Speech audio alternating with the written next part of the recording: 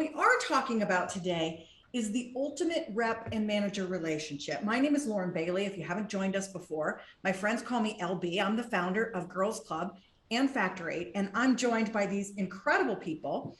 Let's take a look at them a little bit closer and have them introduce themselves, because we're going to get a lot out of today. Brian, please, would you go first?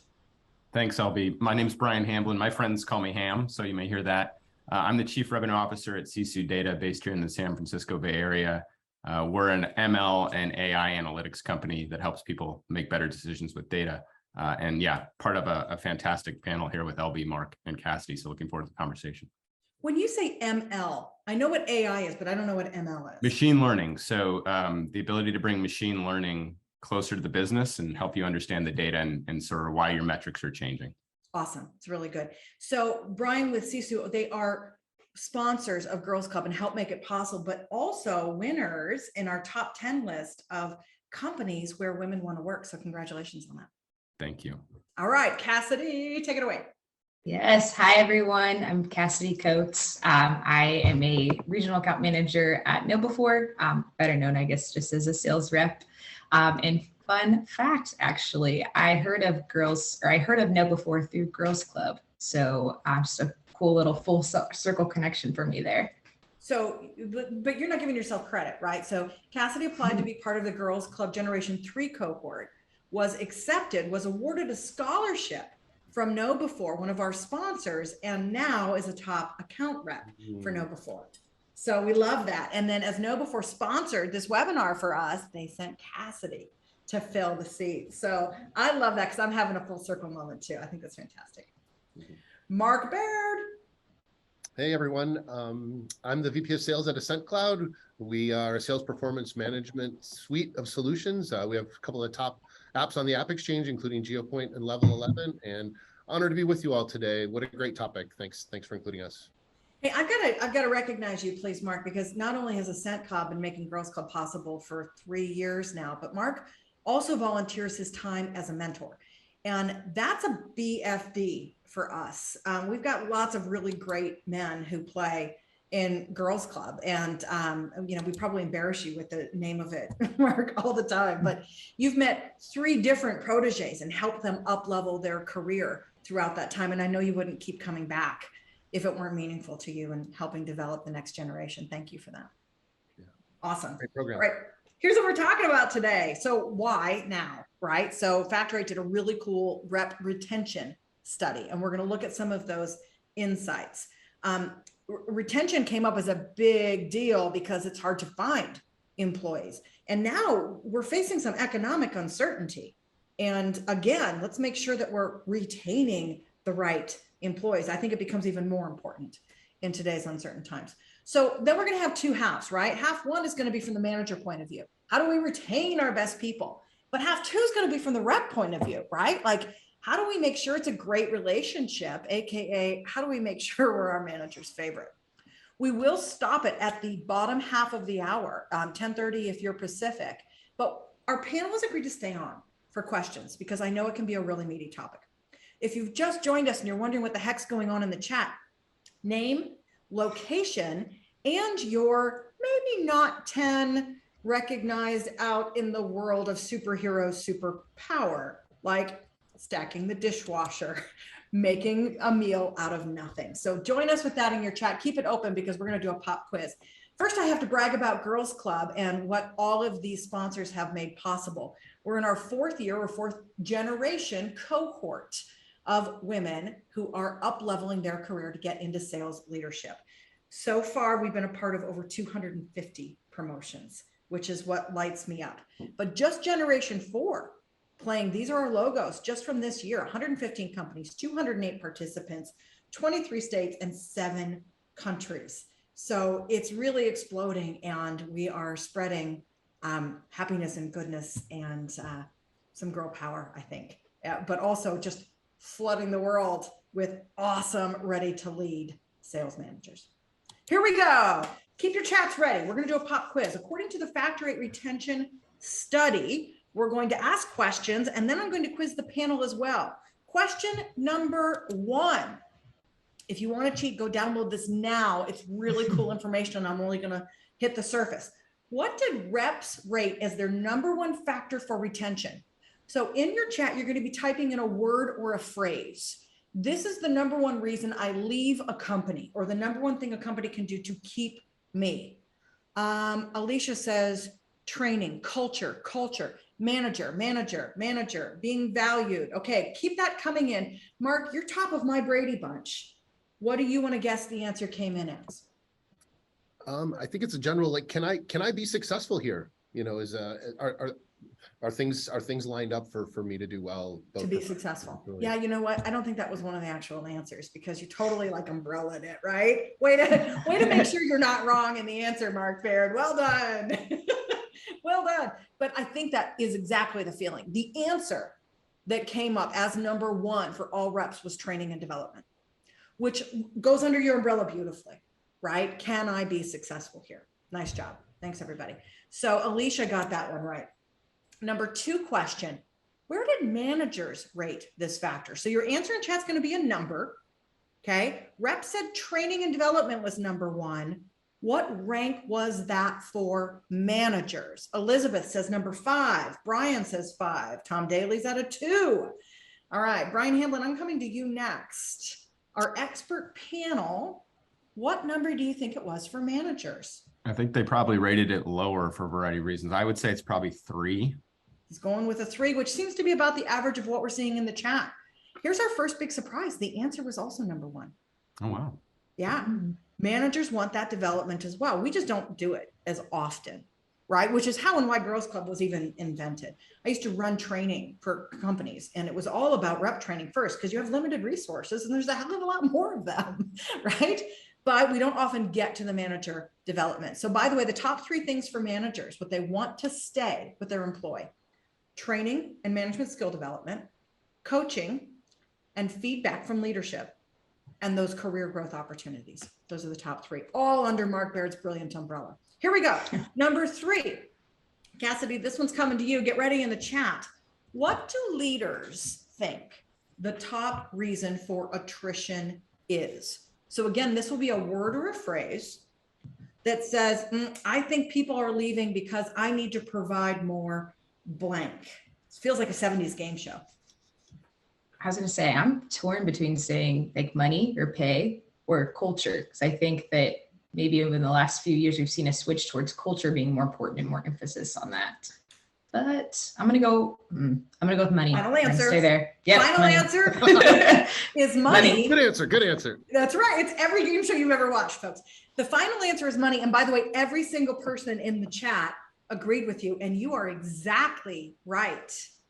Right? So leaders, I'm so sorry, but we're wrong. We think to keep our people, we got to pay them more. And there was a study recently, I'm going to credit it to Gallup, but I'm probably wrong, that said, if you have somebody who loves their manager, they need a bump of over 20% in order to entertain an offer from the outside. So when we hear that, we think compensation, let's do something about that. But I think what our reps and managers are hearing is teach us how to have a better relationship, which is of course what we're about to do. Here we go. Last 2 answers. We're going to go quick lightning round. This one is a percent. In your answer, it is a number. What percent of leaders have reported that their attrition is up in the last year? Is it a problem? Is it not? Anybody on the panel, go ahead and guess along with our chats. I've got 90s. I've got 75s. I got a 25. At least 50%, Yeah. Probably. Maybe even It's higher. different. Close to 60 or 70. I agree with Cassie. It's over 50% for sure. Over 50%. Mark, do you want to say $1? Yeah, 71%. 70. I like that. Mark, you're darn, it's 70%. Shoot, over. Mark takes it exactly, but it's not Price is Right style. So you're okay. You're okay. All right. Last question is, what percent of reps say they left because of culture or leadership, which is what you thought the top answer was, right? What percent, this is a number, what percent of reps left due to culture and or leadership? I'm all over the board from 20 to 90 in the chat. Cassidy, you nailed it last time. I'm feeling like 90%. You're thinking it's high. Yeah, I'm thinking it's real high. Right? A lot of the panel or the chat agrees with you. The number is actually 39%. The next answer down was a 19%. I think, hopefully I download it so you can see yourself. And that one was training and development. So folks, this is why we're talking about it now. So I'm going to stop sharing the slides, if I can find that in Zoom. And we're going to go straight to our first question for the panel. And the first question is lightning round. What are the top 2 things managers can and should be doing to retain their reps? Brian, Ham, may I start with you, please? Yeah, I think quick 2. Number 1, you have to create coaching opportunities outside of the normal flow. This is not your pipeline call, your forecast call. So dedicated coaching sessions, whether that's negotiation, hey, how do we price anchor? Doesn't have to be an hour long, could be 20 minutes, can be an hour, but dedicated coaching sessions, number 1. And then number 2, you have to have an explicit growth template defined with individuals. So what does my path to development look like on a quarterly basis, competencies, objectives, and actually document that and monitor that continually. Again, not just in a 360 review annually, but continually. Those are the 2 big ones. Really, really good. And the great news is it checks a ton of those boxes and free. An individual learning and development plan, it can live in an email. Really nice job. Thank you. Cassidy, you're up next. I was going to say, Brian, I'm going to politely disagree with you. Not saying that all of that's wrong, but I would say from my perspective as a rep, the things that managers can do right to retain and keep engaging folks is those little things. So I'm talking about, like, if you use Slack or some sort of channel, like, they shouldn't only be hearing from you when it's, you know, get your dials up or where's your forecast, things like that. It's the like little human moments, or like getting on a Zoom call and just, you know, kind of talking about your day and those sort of things to like really build that relationship, especially in a virtual world. Now, a lot of us are still working remote. And I would just say too, like, just, I guess that's the message, doing those little things right. So I'm not saying you're all the way wrong, but I'm just disagreeing. No, that's a great point. I mean, I think it touches on the factor underneath that, which is connectedness. And it's such a huge part of doing that. So it's a great, I mean, I love it. I love it. Ooh, and Cassidy's getting a +1 in the chat. Thank you. Mark. Mm-hmm. Yeah, well, I think it's it's obviously different for each person in terms of kind of how do you kind of meet their professional love language. So I think on one of our prep calls, Cassidy said, don't be toxic. So I'm just going to start. And yeah, I mean, and I guess the other side is don't be hypocritical. You know, I need to hold myself to the same standards that I'm asking the rest of the team to deliver to. It's a great topic. There's a lot to it. But, holding yourself to the same standards. Can you just say a little bit more about that? I don't think anybody likes somebody that's kind of preaching, like, I need you to all go do this. People like to follow people that are already involved. You know, I think if you're active with your customers, if you're active with your prospects, if you're willing to be on those phone calls, if you're willing to write those emails, if you're willing to do the hard work, it's a lot easier to ask other people to do it than if you're telling people how to do things. So this is part of my parenting experience too. So. And I love languages. I think it's real. Has anybody read that book? Right? Yeah. It's so good. And you can use it at work and school and parents, and of course, you know, with loved ones. Really nice job. Thank you. I'm going to add one in there, which is really easy to do. Don't cancel meetings. I can't tell you how often that was the #1 complaint. I've spent thousands of hours with thousands of reps over my career, right? And that's what they complain about most of their managers. Okay, Ham, I'm coming back to you. Sisu helps leaders get insights, right? Uncover the whys. That's the data analytics. And a ton of customers use you for sales insights or customer retention insights. So how about any data-driven insights about rep retention? Yeah, it's a great question. I tend to think of this a little bit differently, sort of how I think about customer retention. It's a bit of a lagging outcome. So I'd like to flip it and say, what are the leading indicators on retention? And for us, that comes in the form of engagement and kind of engagement metrics and engagement surveys and those types of things, different methods to get at it. And in the chat, and even what Cassidy talked about, I think to drive engagement, what we see, there are multiple factors, but a big one is this concept of providing challenging work opportunities that come outside of the lane of the day-to-day. And so someone in the chat said, hey, make people part of the decision process. Yeah. You're iterating on a new first pitch deck. Can you give an AE an opportunity to collab with product marketing and do that, et cetera? Can you provide opportunities around event strategy and other things? So one of the things we're really focused on is, yes, you've got to execute your job, and maybe not everybody wants to raise their hand, but people want opportunities outside of their lane, which drives engagement, which for us drives a sense of purpose and retention. No, I get that loud and clear, but I got to ask a question about this. I love that you corrected me, by the way. Thank you for that, because engagement begets retention. But I've made the mistake of not about giving those stretch opportunities to people who weren't necessarily ready. Right. So I think I would frame yours as the way to retain your top people. They need growth and stretch opportunities. Do you think it's for everybody? I think, not? Yeah, it's a great point, LB. I think you have to pick the right situations to make people successful and recognize where people are in their evolution. So I don't think it's an absolute, but I think you have to be thoughtful of, if you have someone that is, a little bit more junior in their development, which type of project or challenge do you put to them, because you want them to be successful. So I think it's a great point. You don't want to set someone up to fail. And that's maybe where I did. Yeah, absolutely. That's really good. Thank you so much for that. I like that. And you guys, that's a big takeaway. Engagement. Let's talk engagement to prevent the retention. Mark, you are a VP. You also lead a team, right? You have the hardest player coach kind of thing happening there. So as you have gotten higher in your career, has that changed your perspective at all about a great rep relationship? Well, I think we all learn from each other every day, right? And we started with this, before this started, but I've learned a lot from my good managers, and I've learned a lot from my less good managers. We might have named names before we hit play and record. So it comes right down to the, it's a version of the golden rule that, kind of treat people like you want to be treated. I still think I have the gift of listening like an AE. I still hear things kind of the way an AE would hear things. But I think what's evolved for me, to answer your specific question, is I was on I heard at SaaStr, one of the speakers said, a good board of directors helps you look around the corner, right? They're going to help you see things you don't see. And so I really liked that notion, because I don't know what I don't know. But I think I can also do that for my team to a degree, just to kind of give them visibility as to how management is thinking of things, and how kind of other things that might affect them that aren't in their view right now. I think that's brilliant on both sides. I wrote down look around the corner because I need that. Like, I had a meeting today. I wish I had that line. But being able to still listen like an AE is critical. And most sales managers are rising through the ranks, right? So how do you represent both sides? And that ain't easy. All right, Cassidy, I'm coming to you. You're a graduate of the Girls Club Manager Certification and Mentoring Program. What did you learn from the leaders you interacted with? You had mentors, you had advocates, you had peers.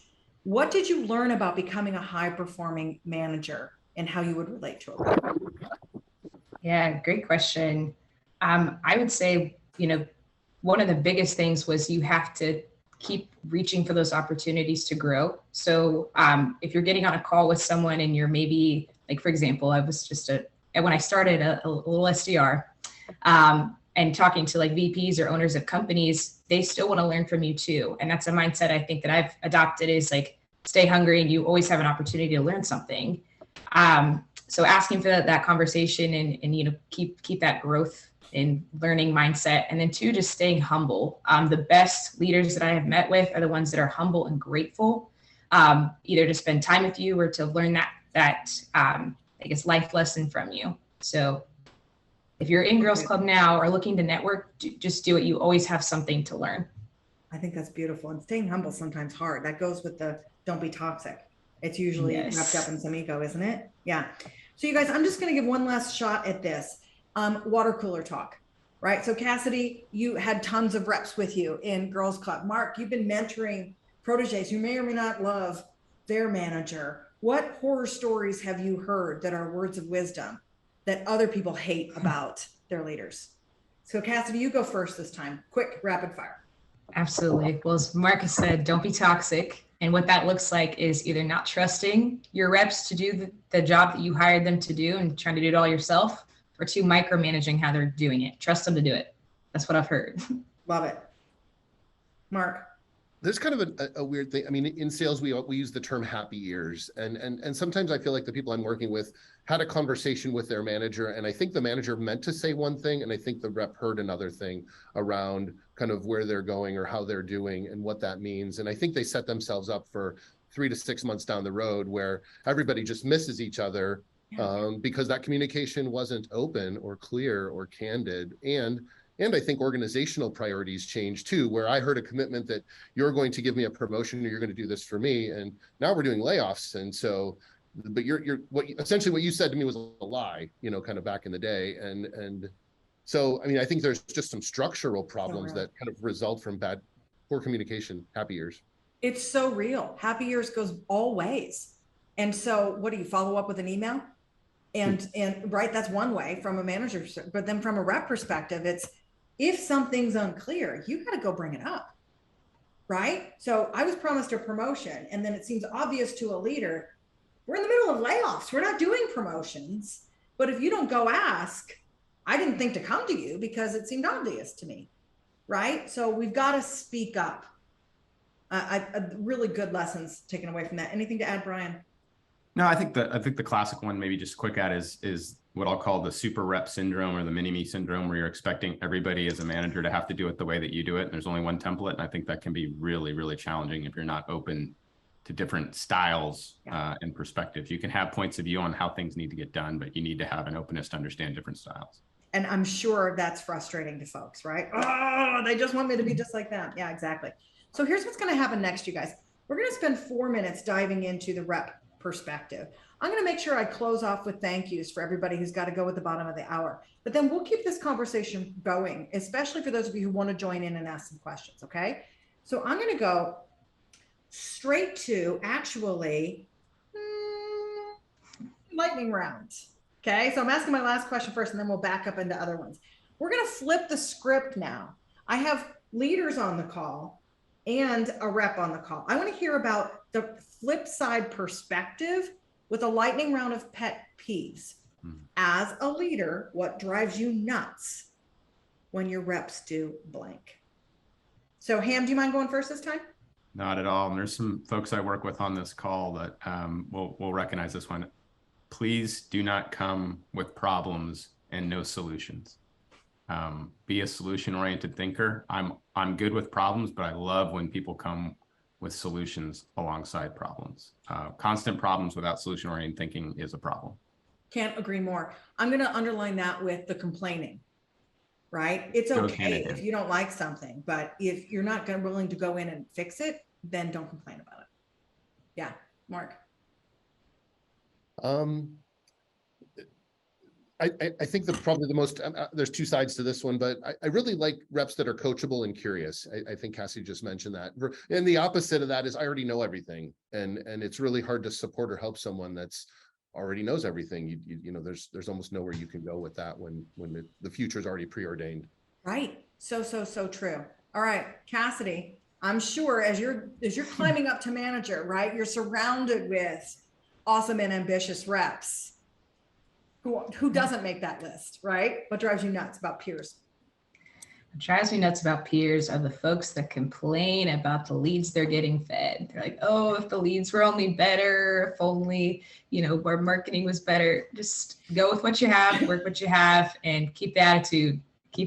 And two, I would say along that, bad attitudes, right? That's the one thing you can control in this job. So if you've got a bad attitude, that's a real big pet peeve for me. That's tough. And it's tough to comment on that. And you don't want to be around it either. It's a good one. The question we're going to get to after the bottom of the hour is, I'm going to ask these folks if they were putting together an all-star team.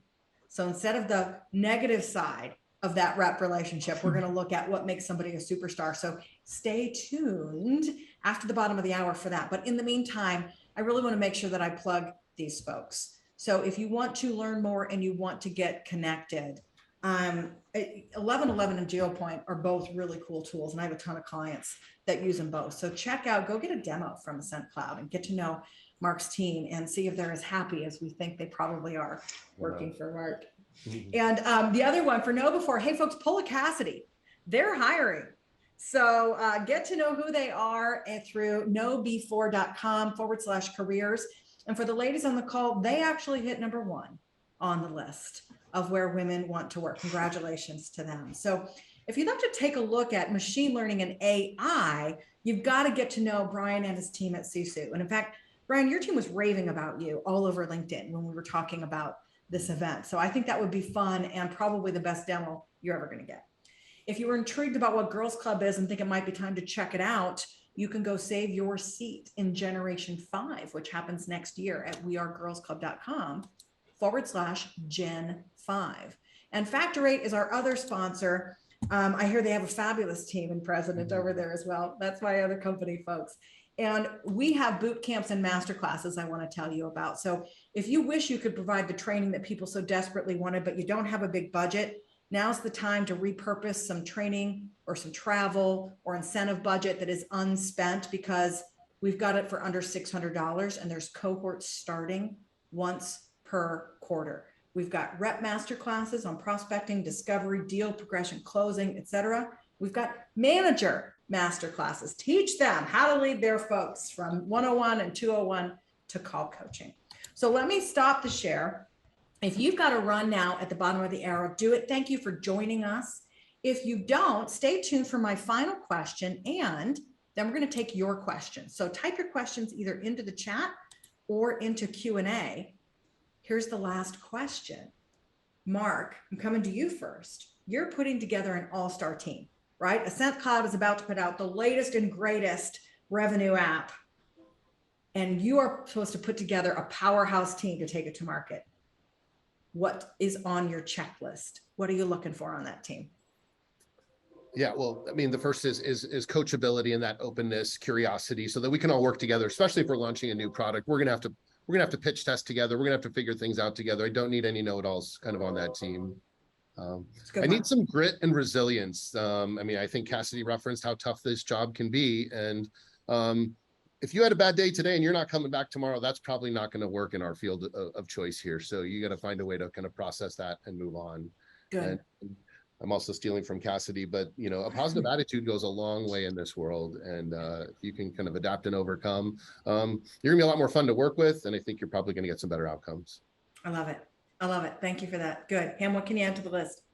Yeah, +1 to all those. Those are great. I would say I would add comfort with ambiguity. So things aren't always going to be straightforward, particularly at different stages of companies. So can you execute when maybe the answer isn't fully defined for you? Are you willing to go and work and help put that together? I think that's my number one. It's good. We talk a lot about that at Factor 8. We have got a culture of do it and ask for forgiveness.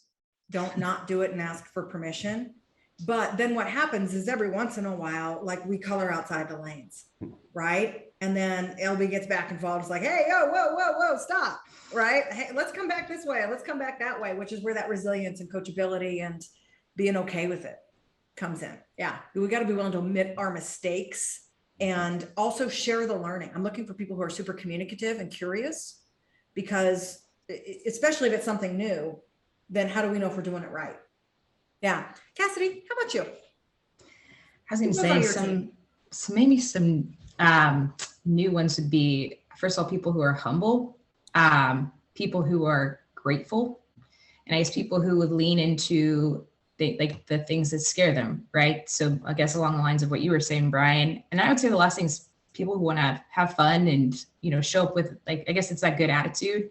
Because work can be a grind sometime. And I would say, you know, I know for me personally, one of my favorite parts is having a good manager and a good team who's willing to have fun and make the most of those moments. So that's what I would be looking for. Yeah, well, because it's going to be hard work. So you want to be with people you want to be with. And that sense of humor really goes a long way too. Yeah, I have to agree. When we would do panel interviews for anybody who would join the Factor 8 team, the last question we would ask the team is, would you go on vacation with this person? Mm-hmm. Like, do I want to? Yeah, it makes a big difference. And it's easy to do that in a really small company. So I'm going to invite everybody who's with us, please, to type a question in for our panel. Now is the time to ask those burning questions you've always wondered about. Am I doing it right? Is this rep wrong? Could this be better? Right? So whatever it needs to be, type your question in. And while I'm waiting for those to come in, you can do it in chat or Q&A, folks, your call. I'm going to share another one with you and then ask you guys if there's any last tips you want to share. I was brainstorming this with one of our new advisors at Factor 8, who is our most recent sales manager, right? We go out and find great sales leaders and we teach them how to be trainers. And Brad was our most recent. And, you know, I was asking him about that relationship and what do you think made it really, really good. And he shared a ton of the things that you guys shared. But then the thing he loved most was, he said, do a strengths-based interview. And not just an interview to get the job, but hey, we're working together, or maybe even once a year. And you're asking strengths-based questions. What are you great at? What gets you up in the morning? What assets do you have we're not using? None of it's around improvement areas. None of it's around numbers. So it's that human touch point, but it's a way that helps somebody find what their secret sauce is. And that's a powerful meeting. So I wanted to share that with everybody. Thanks for that very much, BT. All right, here we go. We got a couple questions in here. We'd love to hear about the optimal manager sales rep one-on-one format. Cassidy, I know we teach this in Girls Club, that coaching model. Is that something that you've taken? Is that something you'd like and you would say is a great format? Can we use that as a cheat sheet? But I'm coming to you because I know that we teach it. Brian and Mark, maybe you've got one that's even better. Yeah, I mean, definitely +1 for the coaching model. That's something that I am not yet in a manager role, but would love to lean into. I would say also the meetings that are scheduled. So if you're just like, oh, we'll catch up later, or like, canceling meetings, like you said, have that regular touch point in that agenda. So whatever that looks like for you, regular touch points and agenda. Say Mark and Brian, up to you. Yeah, I'll jump in. We actually sell a solution that does this as well. So this maybe sets us up for another 30 minutes at some point, Lauren. But the first thing is that I have different folks at different levels, so they all need different things. And so the one size fits all coaching doesn't really work. Brian, you alluded to this. Pipeline review does not count as coaching, I was told by my team. And so what our solution does is it gives us kind of some subjective questions in terms of what's going well, what are your challenges, kind of updates to ongoing items. And then we pull in the data on the second half, just in terms of how are we performing against expectations. And it really does kind of make for a balanced conversation. And again, the way we do it, it's rep initiated coaching where they're providing some content ahead of time. So they're not like, come on, Mark, give me some superpower, right? Yeah. This is the things I'm thinking about today. These are the things that would help. And the last comment I'll make, because of having done this before, is my team says I'm at my best when I'm sparking realizations rather than telling them how to do things. When I can kind of walk them to a place where they go, oh, I wonder if I should do this. And I'm like, oh, that's a good idea. So nice. That means you're an excellent coach, right? Oh, well, I'm an excellent coach right here without any of my team talking. Yeah, I mean, it's, that's all TBD later today when they right. Hey, if you work for Mark and you're in the chat, feel free. Yeah, no, don't. +1. Yeah, there it is. I knew it would come in. Amy also dropped in a cheat sheet for the coaching model. It's a process that we teach at Factor 8 in Management 101 boot camp. And it can be used in any meeting to make sure that you're hitting all the points and asking the questions. But more and more people are asking for a tool to help manage that. And I love that you provide that at Ascent Cloud. I didn't know that. Thank you very much. Here we go. Next question is, what do you do when you've got a strong performer, but they're resistant to some of those personal growth recommendations? Right? So maybe I can pull in a number, but I've got an attitude. Let's use that as the example, right? Some of those behavioral things we said weren't optimal. Any suggestions about how you address that as a leader? I can maybe take that. I think sometimes the best type of feedback that is constructive can come from indirect feedback. And what I mean by that is sometimes sourcing feedback from peers or people that have to work with the individuals instead of the direct manager relationship can be an interesting lens. So it's not necessarily you delivering the bad news. It's saying, hey, interesting, you're doing great. You're crushing results. Would you be curious to hear how others in the organization perceive working with you, both positively and constructively? And I think in that case, I'm particularly influenced by, am I impactful to my teammates? And am I helping them? And so I think those views, when it comes from not just your direct manager, are particularly powerful, particularly on the attitude side, when people may just say, oh, my manager doesn't get me. Well, these 6 or 7 or 8 other people that work with you cross-functionally don't get you either. And that tends to be a powerful message. Oh, super powerful. I'm taking the note, but now I'm thinking, how do I do it? So follow-up question, Ham, is do you go get that? Do you invite them to go get it? Do you employ somebody else to come and get it? How's that work? Yeah, I think there are a couple different ways. So through your feedback processes organizationally, I think there's opportunities for direct feedback, anonymous feedback. And then I think what I always do in conjunction with our 360 review is I do anonymous just socialization sort of, hey, provide me feedback. I won't ascribe it to you, but what are themes that you think would help this individual the most? And so I think you can get it through a variety of those channels, and then you kind of get that tapestry and weave it together to tell the story. So I think you can have formal, informal, and then kind of conversational. And I think those data points can be powerful. And it does show trust that folks have in you to go and get that. Sure. Right? If there's not trust in your manager and that relationship isn't strong, you don't want that person collecting your feedback. Yeah, really good. I like that. I'm going to ask one last one. Thank you, Lori. Some creative ideas for promoting a positive and encouraging culture.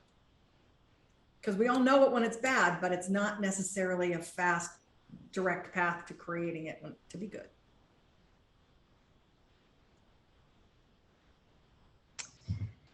You know, I would say, just to start us off, don't overlook the power of like positive affirmations. So if you talked about something in a like, let's say a morning huddle or a morning meeting, and somebody tells you that they used it, call that out. You know, whether it's to them or to the team, or just the power of compliments. People want to hear that they're doing well and get that affirmation. You know, some people prefer it, you know, one-to-one, other people prefer it publicly. So if you know that, even better, but don't underestimate the power of words. Good one. Thank you for that. And it's free and easy. Anyone else?